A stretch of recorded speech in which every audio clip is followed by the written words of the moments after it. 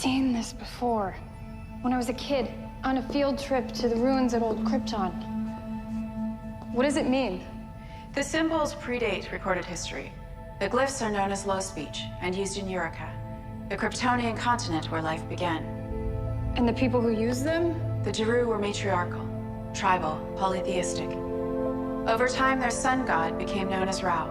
The tribes began to worship him alone, and modern Krypton was born. So then the Book of Ra must have something that can help. There is nothing in the book. The ruling council destroyed much of Krypton's so-called superstitions. But if someone's trying to send me a message through this, I have to know what it means. This feels important. I represent the total accumulation of knowledge on the 28 known galaxies. If I cannot translate it, the translation may not exist.